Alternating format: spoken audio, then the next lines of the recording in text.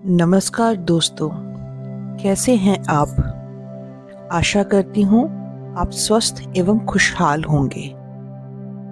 आज की कहानी उस समय की है जब भारत को साधुओं की धरती कहा जाता था।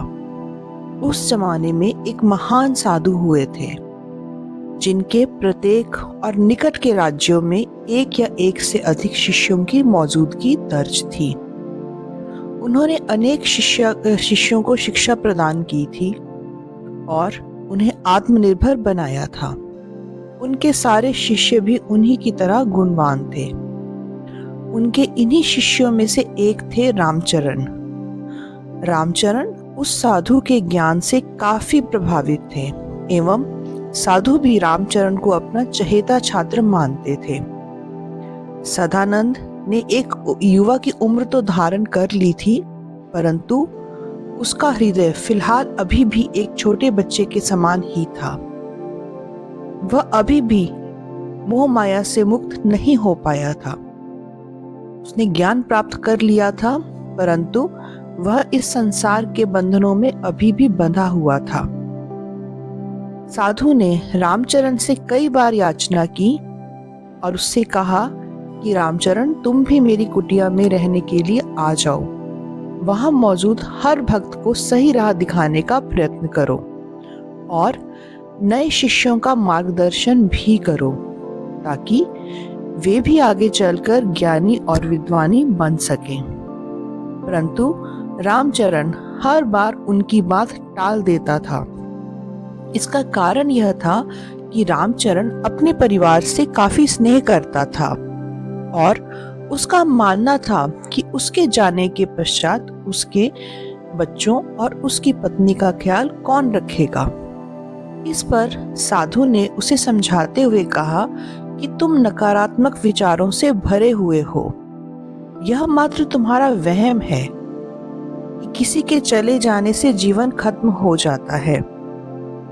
किसी के चले जाने से जीवन खत्म नहीं होता है। यह केवल हमारा मानना है कि मेरे बिना ये काम नहीं हो सकता या वो काम नहीं हो सकता। पुत्र, दुनिया चलती रहती है। किसी के चले जाने से दूसरों का जीवन नहीं रुकता। ईश्वर ने सबके लिए कुछ ना कुछ अच्छा सोच ही रखा होता है। तुम चिंता मत करो, तुम्हारा परिवार सकुशल रहेगा तुम्हारे जाने के बाद भी। अगले दिन जब रामचरण कुटिया पहुंचा और सत्संग में शामिल हुआ, तो फिर से साधु ने रामचरण को वही प्रस्ताव दिया और उसे कहा कि हमेशा के लिए यहाँ आ जाओ और ईश्वर की प्राप्ति करो।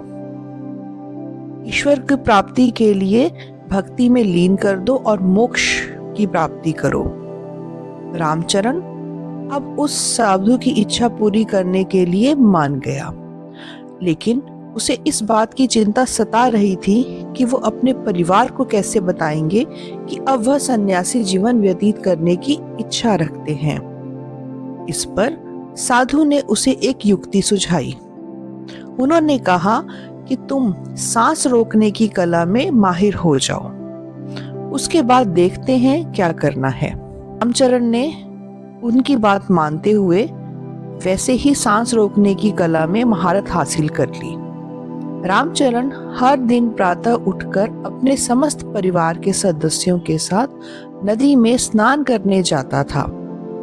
ऐसे ही एक दिन जब वह अपने परिवार के साथ स्नान करने गया, तो रामचरण ने अपनी सांस रोकने वाली कला से जल में ही सांस रोक लिया, जिससे उसके परिवार वालों को लगा कि रामचरण नदी में ही विलीन हो गए हैं। उन्होंने रामचरण को ढूंढने के लिए काफी प्रयास किया। कई लोगों ने पानी में जाकर भी देखा, लेकिन कोई फायदा नहीं हुआ। तब जाकर परिवार वाले इस निर्णय पर पहुंच गए कि रामचरण नदी में ही बह गया है। उसका पूरा परिवार थक कर घर की ओर अपना उदास सा मुंह लेकर पहुंच गए। तभी उसी साधु के कई शिष्यों से परिवार की भेंट होती है। वो उनसे पूछते हैं कि क्या हुआ। तब परिवार के सदस्य बताते हैं कि रामचरण नदी में बह गया वह इस पृथ्वी को छोड़कर जा चुका है। तो सभी शिष्य मिलकर यह निर्णय करते हैं कि रामचरण के परिवार वालों का खर्च वह मिलजुल कर उठाएंगे। दूसरी ओर रामचरण नदी के दूसरे छोर से बाहर आकर साधु के आश्रम में पहुंच जाता है और अपना जीवन ईश्वर की भक्ति को समर्पित कर देता है। उसका उद्देश्य केवल मोक्ष प्राप्त करना होता है। काफी दिन बीत जाते हैं। रामचरण की पत्नी उस साधु के आश्रम में आती है। वह साधु के चरण स्पर्श करके उनका आशीर्वाद लेने लगती है। जैसे ही रामचरण को यह पता चलता है, वह कुटिया में ही कहीं छुप जाता है ताकि वह अपनी पत्नी की बातें भी सुन सके और उसकी पत्नी को नजर भी न आए। साधु रामचरण की पत्नी से कहते हैं, पुत्री, हमें यह जानकर बेहद खेद हुआ। हमने अपने जब प्रिय शिष्य की मृत्यु की खबरें सुनी तो हमारे नैनों से जल बहने लगे। तुम सुनाओ, तुम्हारे हाल कैसे हैं अब? रामचरण की पत्नी ने कहा, गुरुजी, इनकी पूर्ति कोई मनुष्य नहीं करता गुरुवर, परंतु मेरा जीवन अब अच्छी स्थिति पर आ गया है और यह स्थिति पहले से भी बेहतर है। यह वाक्य जैसे ही साधु के कानों में पड़े, वह मुस्कुरा पड़ उठे, जैसे उन्हें इस बारे में पहले से ही मालूम हो। रामचरण की पत्नी अब साधु के आगे शीश झुकाते हुए आशीर्वाद प्राप्त करती है और वहां से चली जाती है। अपनी पत्नी को जाते देखने के बाद रामचरण खुद को साधु के सामने लाता है। तब साधु उससे पूछते हैं कि अब तो तुम्हें यकीन हो गया ना कि तुम्हारा परिवार तुम्हारे बिना खुश है? रामचरण, नहीं, मुझे अब भी यकीन नहीं, उन्हें अब भी मेरी जरूरत है। साधु ने कहा, अगर ऐसा ही है तो तुम स्वयं जाकर पड़ताल कर लो, तुम्हें तसल्ली मिल जाएगी कि नहीं, वो सब खुश हैं और अपना जीवन भली भांति व्यतीत कर रहे हैं। साधु से आज्ञा लेकर रामचरण अपने घर, अपने बच्चों एवं पत्नी पे नजर रखने लगा। सदानंद छुपकर हर दिन उन पर नजर रखता था। उसने देखा उसका परिवार पहले की तरह सुबह जल्दी उठकर नदी पर नहाने पहुंच जाता था। वह खुशी खुशी नहाकर नदी से वापस आते। बच्चे गुरुकुल में शिक्षा ग्रहण करने जाते। पत्नी भी अब आत्मनिर्भर हो चुकी थी। वह जो पैसे उसके शिष्य इकट्ठा करके देते थे, उनमें से कुछ से वो फल और सब्जी खरीद लेती थी और उसे ही जाकर कस्बे में बेच आती थी। धीरे धीरे उसका यह काम चल पड़ा और रामचरण की पत्नी अब उस कस्बे की एक व्यापारी महिला के रूप में साबित हो चुकी थी। वह बेहद खुश थी। रामचरण यह देखकर बेहद क्रोधित हुआ। उसे यह मानने में हिचक हो रही थी कि एक महिला अपनी बुद्धि से घर चला सकती है। रामचरण को अपनी बीवी की खुशी हजम नहीं हो रही थी। वह यकीन नहीं कर पा रहा था कि उसका परिवार उसके बिना भी खुश है। रामचरण उसी क्षण अपने गुरु के पास गया और उससे अपनी मुश्किलों का हल निकालने के लिए कहा। साधु ने रामचरण के विचारों का विरोध किया, लेकिन रामचरण के मन की दुविधा देखते हुए उन्होंने रामचरण को कहा कि तुम इस बारे में फैसला खुद लोगे।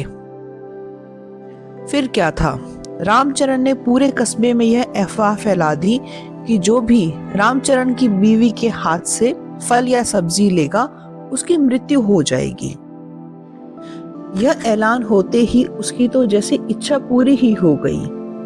सभी कस्बे वासियों ने उसकी पत्नी से फल और सब्जी लेना बंद कर दिया। 2-3 दिन तक किसी ने भी उस परिवार से फल सब्जी नहीं ली। रामचरण फिर से नजर रखने के लिए वहां पहुंचा। जब उसने खिड़की से झांक कर देखा तो फिर से हैरान हो गया। वहां अभी भी सब प्रसन्न थे। बच्चे खेलने कूदने में व्यस्त थे और उसकी पत्नी भी कोई भी सामान बिकने के बावजूद खुश थी। उन्होंने उसी फल सब्जी को खाकर अपना गुजारा कर रहे थे। रामचरण ने फैसला किया कि अब वह घर लौट जाएगा। उसने अपने गुरुजी को भी यह बता दिया। गुरुजी ने उसे मना किया कि पुत्र, जो हो चुका है उसको बदल नहीं सकते। सब लोग यही मानते हैं कि तुम मर चुके हो। अब तुम्हारे जाने का कोई भी यकीन नहीं करेगा। लेकिन रामचरण ने उनकी बात नहीं मानी। वह रात को अंधेरा होने के बाद चुपचाप कुटिया से निकलकर अपने घर की ओर चल पड़ता है। घर पहुंचकर वह बच्चों के सोने का इंतजार करता है। जैसे ही बच्चे सो जाते हैं, रामचरण घर के दरवाजे को धीरे से खटखटाता है। रामचरण की बीवी यह आवाज सुनकर घबरा जाती है और वह धीमी आवाज में पूछती है कि कौन है। इस पर रामचरण उतनी ही धीमी आवाज में जवाब देता है, मैं तुम्हारा पति रामचरण, दरवाजा खोलो। उसकी पत्नी कहती है, यह समय मजाक का नहीं है। मेरे पति को मरे हुए 2 महीने से भी ऊपर हो गए हैं। तुम जो भी हो यहाँ से चले जाओ, मैं दरवाजा नहीं खोलूंगी। इस पर रामचरण कहता है कि मैं मरा नहीं था, मैं गुरुजी के आश्रम में था, मैं वापस आ गया हूँ। पर उसकी पत्नी नहीं मानती। नहीं, मैं नहीं मानती हूँ, तुम चले जाओ, नहीं तो मेरे बच्चे तुमसे डर जाएंगे। रामचरण कहता है, लेकिन मैं भूत तो नहीं हूं, तुम ऐसे डरेंगे क्यों? उसकी पत्नी कहती है कि मेरे पति को मरे हुए 2 महीने हो चुके हैं। 2 महीने से वह घर की ओर मुड़ा ही नहीं है। लेकिन अब आकर कोई कहे कि वह मेरे पति हैं, तो वे केवल उनकी आत्मा ही कह सकती है। रामचरण, अरे तुम दरवाजा खोलो और देख लो कि मैं ही हूं। मैं अपने बच्चों के जीवन में फिर से खुशियां भरने आया हूं। उसकी पत्नी कहती है कि नहीं, मैं स्वयं अपने बच्चों और अपने आप को प्रसन्न रखने में सक्षम हूं, और अब तुम यह जो भी हो यहाँ से चले जाओ। मुझे नहीं पता कि तुम भूत हो या वर्तमान। यह सुनकर रामचरण वहां से दुखी होकर चला जाता है। यह कहानी हमें बतलाती है कि जीवन में किसी के होने या ना होने से हमारे जीवन की स्थिति निर्धारित नहीं होती।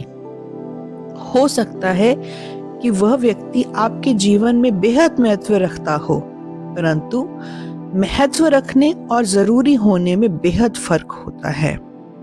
जैसे इस कहानी में रामचरण को लगता था कि उसका परिवार उसके बिना खुश नहीं रह पाएगा, परंतु हुआ इसके विपरीत। इसलिए हमें भी चिंता छोड़कर उस ईश्वर की मर्जी में खुश रहना चाहिए। जीवन में किसी की भी कमी को कभी पूरा नहीं किया जा सकता।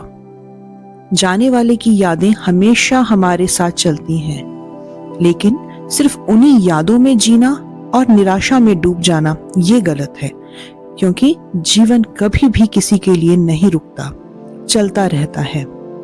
तो दोस्तों, कैसी लगी ये कहानी कमेंट करके जरूर बताना, और अगर अच्छी लगी हो तो वीडियो को लाइक करके चैनल को सब्सक्राइब कर देना। तो दोस्तों, मिलते हैं अगली किसी ऐसी ही कहानी के साथ। तब तक के लिए अपना ध्यान रखें और खुश रहें। धन्यवाद।